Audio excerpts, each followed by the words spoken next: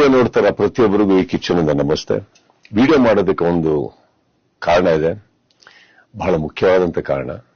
ನಮ್ಮ forest department ಅಲ್ಲಿ work ಮಾಡ್ತಾ ಇದ್ದಂತ ಒಬ್ಬ ಆಫೀಸರ್, ಅವರ ಹೆಸರು ಕಿಶೋರ್, ಅವರ ಧರ್ಮಪತ್ನಿ ನಾಗಶ್ರೀ ಅವರು, ಇವರಿಗೆ ಒಂದು ಪುಟ್ಟ ಮಗು, 1 ವರ್ಷ 10 ತಿಂಗಳು, ಹೆಸರು ಕೀರ್ತನ ಅಂತ. ಬಹಳ ಸುಂದರವಾದಂತ ಒಂದು ಮುಗ್ಧ ಮಗು. ಈ ಮಗುಗೆ ಒಂದು ರೇರ್ ಜೆನೆಟಿಕಲ್ ಡಿಸಾರ್ಡರ್ ಆಗಿದೆ. It's called SMA, spinal muscular atrophy. ಬಹಳ ರೇರ್ ಜೆನೆಟಿಕಲ್ ಡಿಸಾರ್ಡರ್ ಇದು.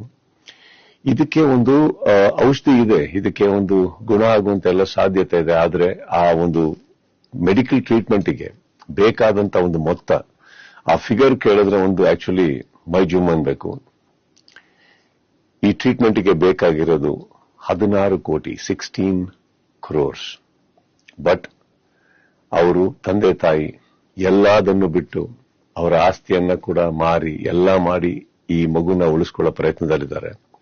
ಸಾಕಷ್ಟು ಜನ ಇದಕ್ಕೆ ಕೈ ಜೋಡಿಸಿದ್ದಾರೆ, ಸಾಕಷ್ಟು ಜನ ಇದಕ್ಕೆ ಸಹಾಯ ಮಾಡೋದಕ್ಕೆ ಮುಂದೆ ಬಂದಿದ್ದಾರೆ.